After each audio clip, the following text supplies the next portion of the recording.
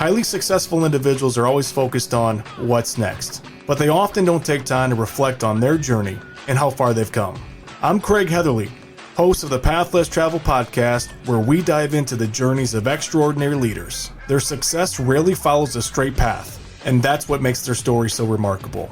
Now let's dive into this week's episode after a brief message from our sponsors. Looking for top talent in tech or professional fields? Avero Talent connects businesses with exceptional candidates specializing in tailored recruiting solutions that match the right skills to your team's needs. Whether you're building a team or searching for a tough-to-fill position, Avero Talent delivers the expertise you need to hire smarter, faster, and with confidence. Let us help you find your next star employee. At Cressy Leadership, we don't just train leaders, we transform business and change lives. Employees learn to communicate around difficult challenges. Leaders build skills that create a thriving culture. Companies become healthier and more successful. We're Erin Cressy, Mickey Hay, and Anna McEachran, your expert partners, trainers, and coaches. Join the organizations already thriving with Cressy Leadership.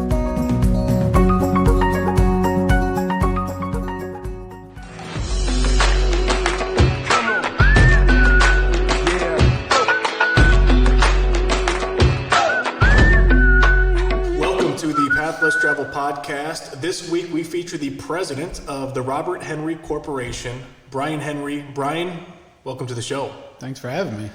So my first question I have for you is, I reached out and I said, would you be interested in doing a podcast? A few people had recommended your name, so I reached out and I hadn't heard back from you in quite a while. And then randomly I get this note back from you saying, I think we should have a conversation. I don't want to do it. I haven't done one of these before.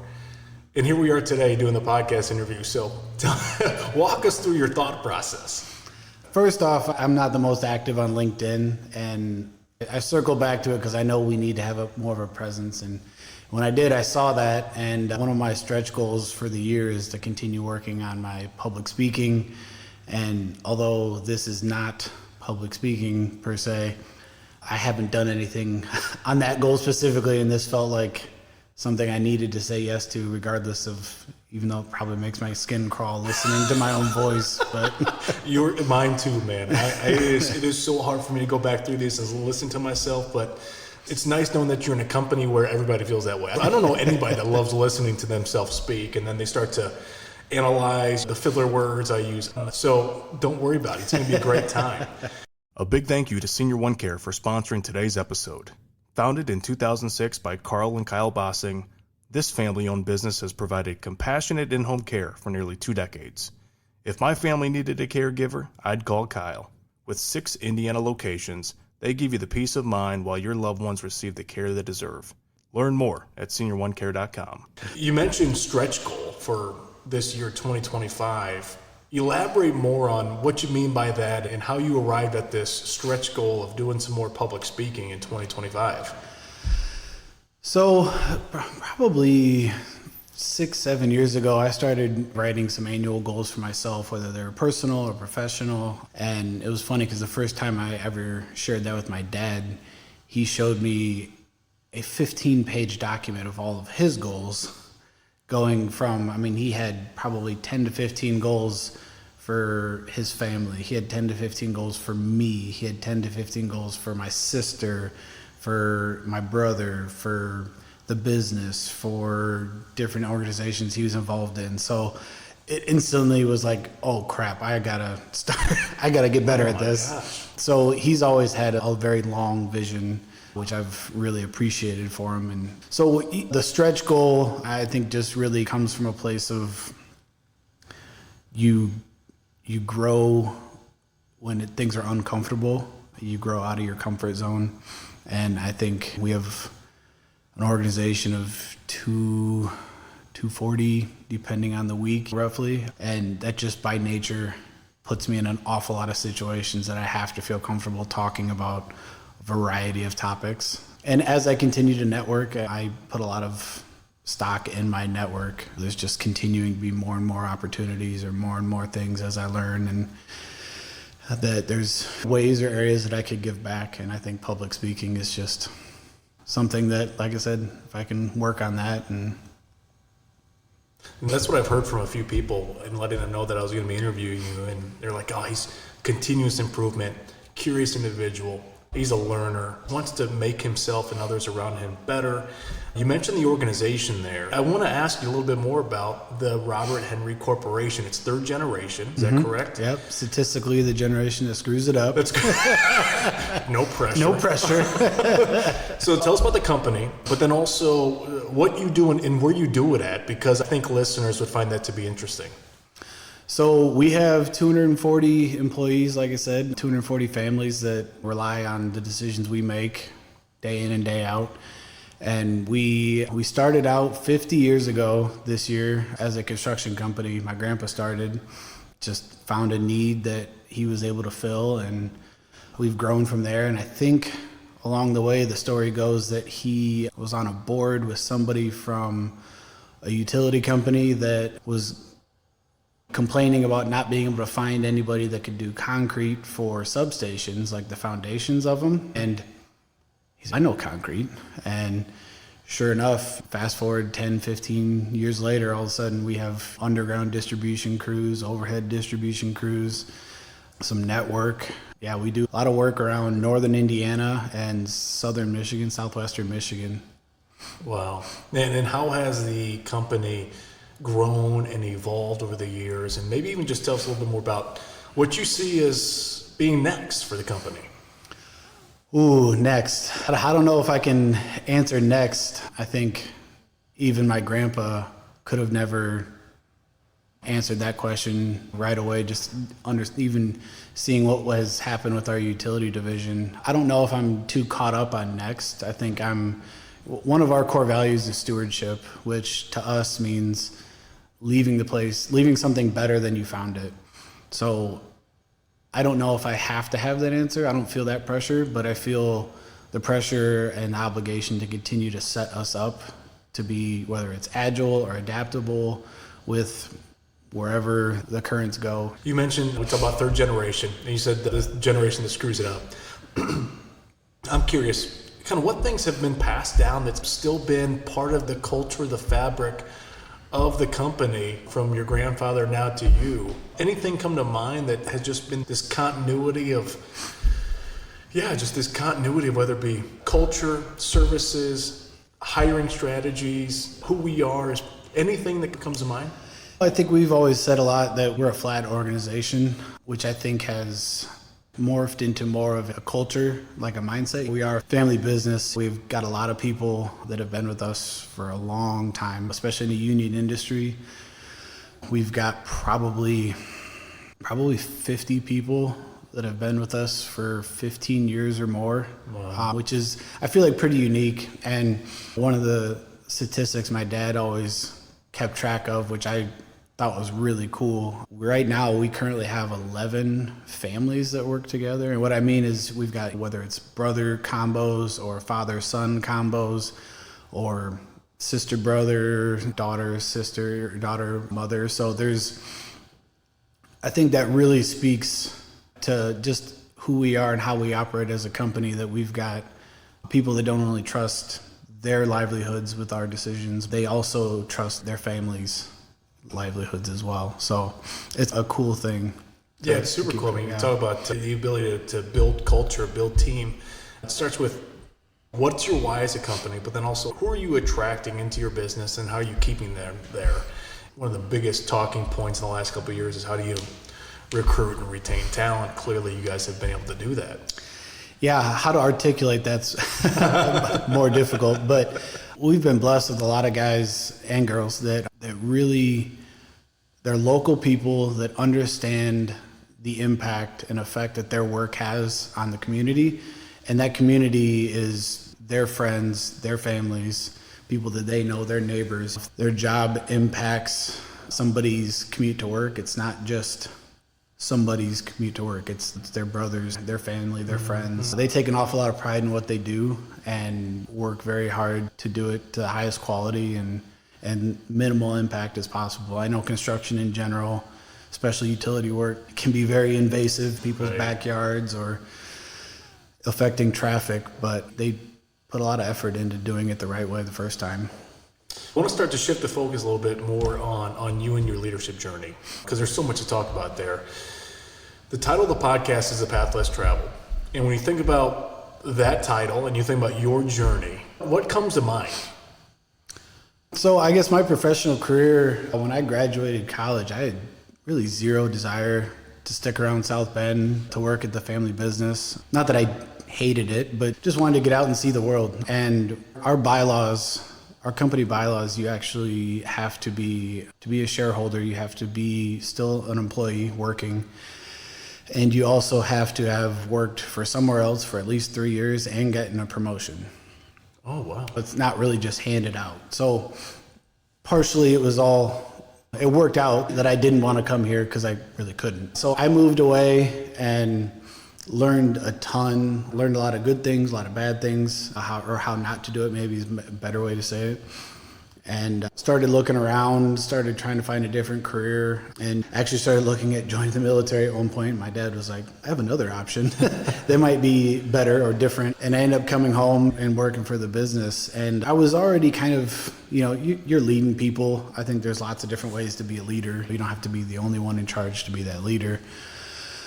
But coming back to work at the family business, there's an awful lot of people that instantly know your last name and have, whether it's earned or not, have an idea of who you are, how you're going to operate. Coming back in, I don't want to say I had it harder, but I definitely had to prove myself in a different way, probably, than anybody else would have coming back to work for the company. And managing by consensus, maybe a little more than most. And I think that was a good experience to continually keep that in mind, that A, I don't always have the right answers, and B, other people, that maybe don't have the same, whether it's education or experiences or specialization, it takes all kinds to come up with these answers. And so I think it's more about creating a team that understands where it's going and how to get there, and then everybody brings their collective experience to the table. So that was my initial journey back, was leading by consensus. And from there, as my career progressed and into president, I don't even remember what we were, I don't want to say arguing, but talking through. We were trying to make a decision on something, but it was a big one. And we were just going round and round and round. And every time we'd keep coming back to the table, we were still coming at it. And finally, one of our superintendents came to me and he said, look, we trust you. You got to make the decision, because until you make the decision, we feel that the decision's still not been made and our opinions can maybe sway it a little bit more. So you need to make the decision. We trust you. So that was really cool to A, have that trust in me, but then B, just realize like, hey, there are some decisions that consensus will never be met. You have to continue to find the path forward. And then, so now that's the shift or the balance of when is it consensus and when is it like, this is the best we're going to get, let's move forward. And I recently heard somebody talking about that as leaders, the trap you can fall into is that people look to you constantly to come up with answers, and if you speak too soon, you can shut down other people's thoughts or ideas, and you come back into that vacuum where you're the only one bringing ideas in, and that's too far again to that side. And we need to, so it is just an interesting balance of constantly, now it's not that I'm looking for consensus, but now it's listening, and it's actively listening. It's a struggle sometimes too, just because you do get used to talking and people asking you for questions and answers, and being intentional about asking good questions back to them or to the group, or not being the first one to always speak, just to hear what other ideas and thoughts come out. That's really, I think that's the challenge, but that's where the real magic can come out.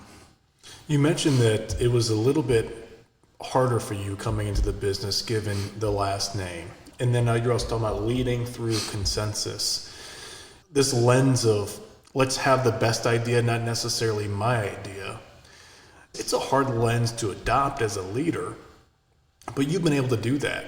Was that something that you saw modeled for you, or is it just something that through this continuous improvement journey of yourself that you've said, you know what, let's find the best idea. Let's put the pride aside. Let's approach this from a humble posture, and let's collaborate. How have you arrived at that?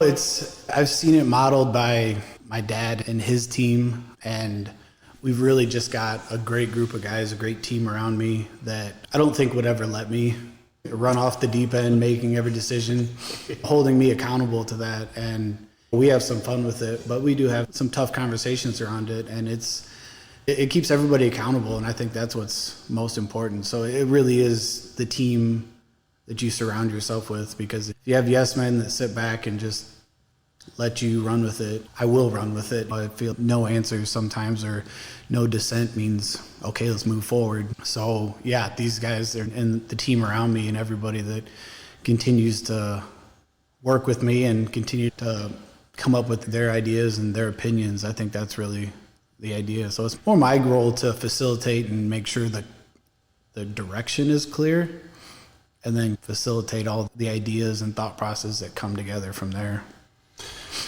From what I gather, you're a very curious individual. I want to know, where does that curiosity come from? And then also, that curiosity, where has that put you when it comes to professional groups, networking groups? You mentioned your network earlier. What are some things that you do to continue to grow and develop that it's either on a regular basis, a quarterly basis, annual basis, that you're just constantly working towards a better version of yourself?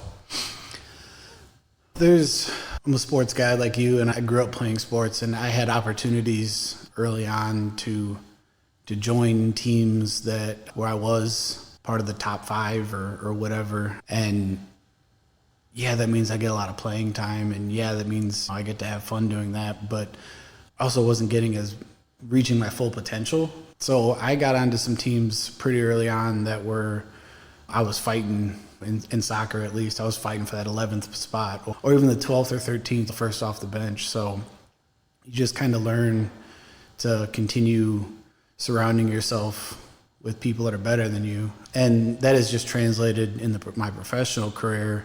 The quote, you're a product of the top 5 people you spend the most time with. And whether that's your wife, your parents, your siblings, your friends, or your professional network, you can coast if you're the best in that group. And so it's just this kind of the same philosophy. Are you constantly reevaluating that top 5? Have you seen individuals come and go? And that, not that you've just completely separated the relationship, but who's building you up and who's maybe bringing you down? Has that evolved at all?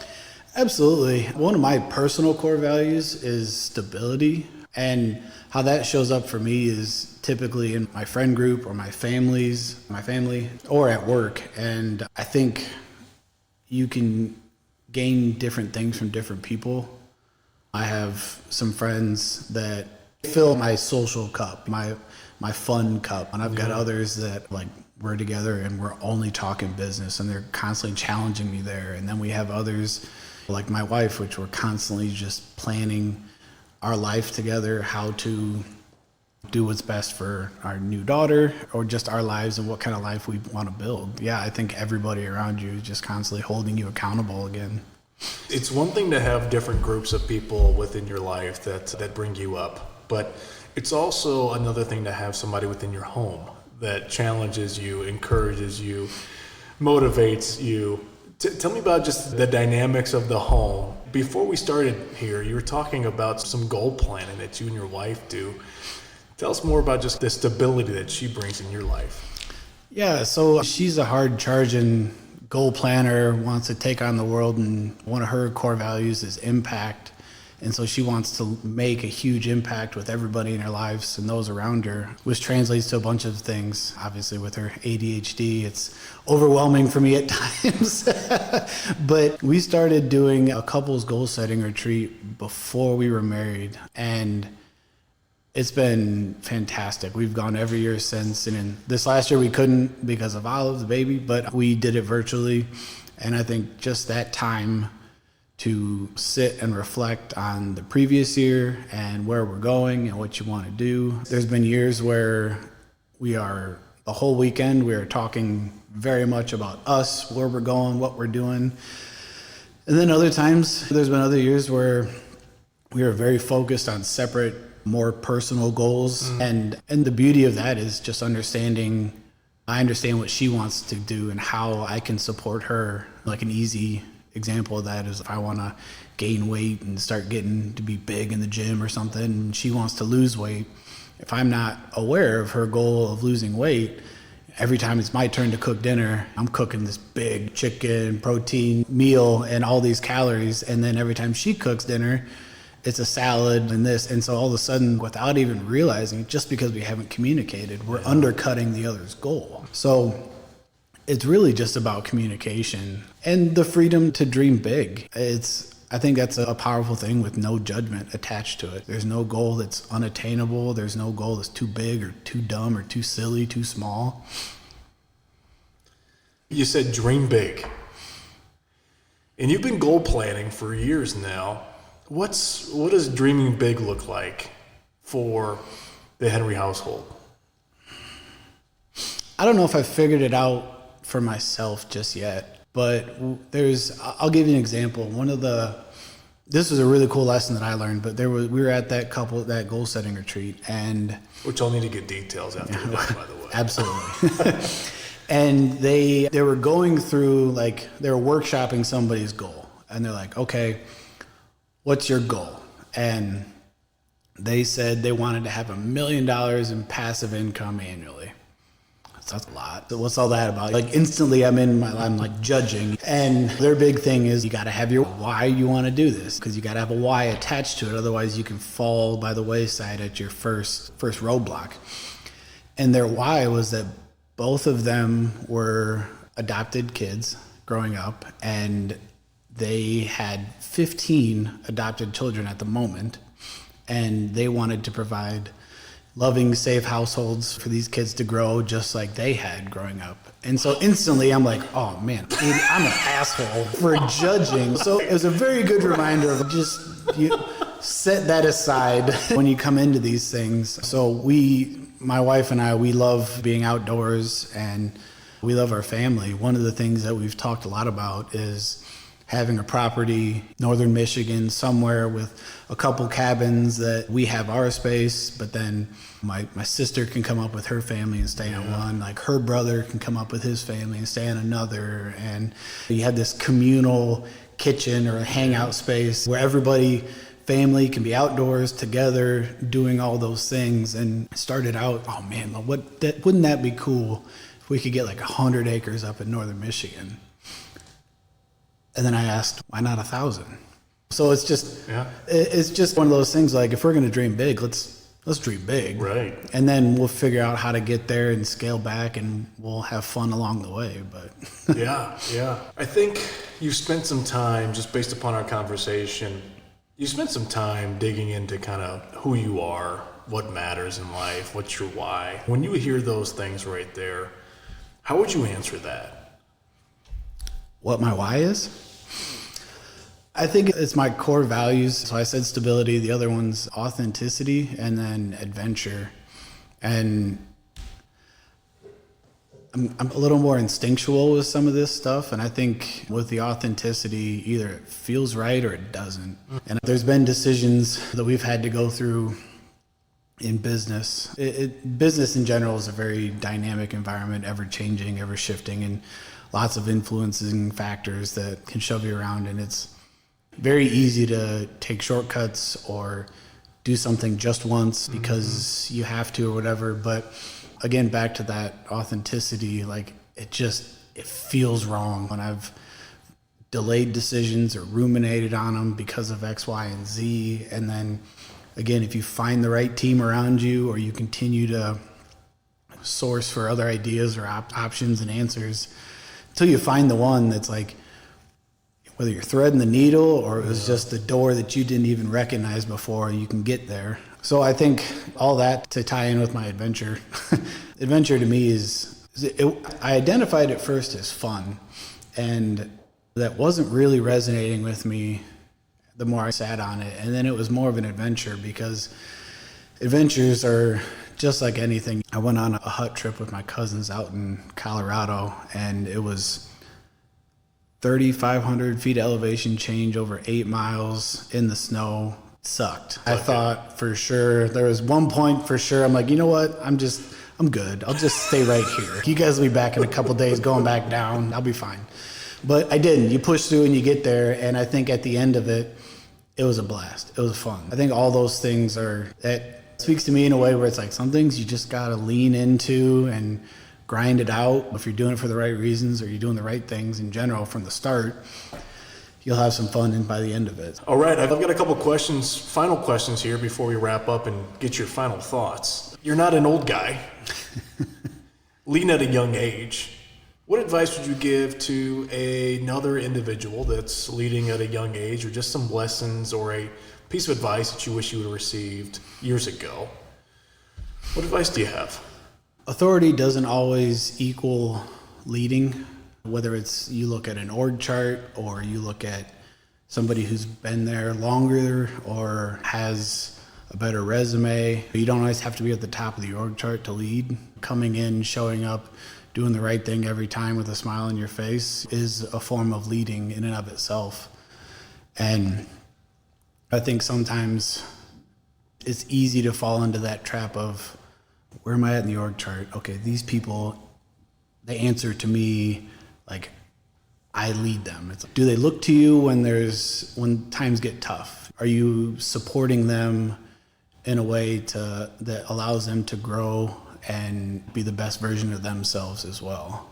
So I think really just understanding that. And then also, you have to have a good sense of who you are. I think whether it's journaling, meditating, spending some time to reflect on who you are, what you're good at, what you're not good at, how to be the best version of yourself, and then find that balance. It's not all professional, and it's not all personal, and you have to be able to strike that balance. Yeah, there's this maturation process of leading, and it's starting with, do you know who you are as an individual? Do you know the type of leader that you are? Like how you lead, but also how you're perceived by others. And are you ready to take that? The next step is, how can people count on you? How do you build influence? And a lot of people forget that it starts with you. It starts with showing up. It's doing your job. It's having a great attitude. It's the things that you can control, and building that foundation, laying that foundation so that you can then lead in turbulent times or be next up for the promotion. I'm absolutely with you. Final question I have for you. Is there a lesson that you learned the hard way? A lesson of failure, something that just didn't go right, and it really changed the trajectory of your leadership journey, or allowed you to just take a big step within that journey? Anything come to mind that you'd be willing to share? Yeah, I don't know if a failure comes to mind that's had the most profound impact on me. Maybe just because I was lucky enough to catch it a little bit, but I think some of it is the balance. You can catch yourself too far one way, whether that's too far professionally, your home life's falling apart, or you haven't spent enough time understanding who you are and what your goals are, and recognizing that it changes. So maybe the company that you work at or work for doesn't support you in the manner that you need. You caught it. Is that because of the people in your life? Is that because you spent time reflecting? Is it because you've got a partner in life that opens you up to your blind spots? Because I can relate, and I think there's a lot here, because I changed careers because I wanted to be a present father and a present husband. I didn't have to go through really turbulent times to make that decision. I caught it. And thank goodness, thank God I didn't have to go through that to say, all right, now I know what I need to do in life. So was there a moment or people in your life that helped you catch yourself? Yeah, I'd probably say the second generation. My dad and his brothers, there were 4 brothers in the second generation, and I think anybody that's been a part of a family business knows how tough that can be to manage and navigate and leave work at work and stuff like that. And there was their fair share of problems that they had with each other, with the business and everything along the way. But somehow they did such a fantastic job. Like all my cousins, we are all so close. We all have such a good relationship with each other. A lot of fun. We still, although we're spread out all over the country now, we still spend an awful lot of time together when we can. And I think somehow the deeper I got into the business and saw, or maybe heard more, like you knew there was some turbulence being involved in the business, you catch and see all the details. But just still that they were able to catch up every Easter, and we were all able to hang out, have fun, spend time together every Christmas, every once a month for whoever's birthday it was that month and everything. I think that was really them just putting family first, which really is probably just a really good role model for us and myself to be aware of and follow. I'm happy we got there, because going from one generation to to the third generation, it just doesn't happen, especially in today's world. It just doesn't happen.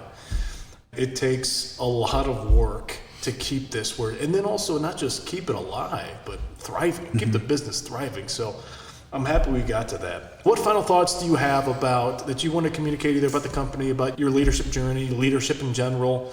Yeah, any final thoughts you want to communicate before we wrap up? I think everybody that is able to continue working on themselves. I recently got my MBA during COVID. 2020 is when I started. If I would do that again, I probably wouldn't do it during COVID. But people ask me what I learned or what do I most appreciate about my MBA. And I always say I now know what I don't know. So I think continuing to learn and push and never be complacent and leaning into the hard things, whether they're uncomfortable or just difficult, typically is how you get to the good stuff, at least in my experience. Yeah. Thanks for doing this. Your first podcast interview. I think more on the horizon for you. That's it for this week's episode of the Path Less Travel podcast. Until next week, have a great day.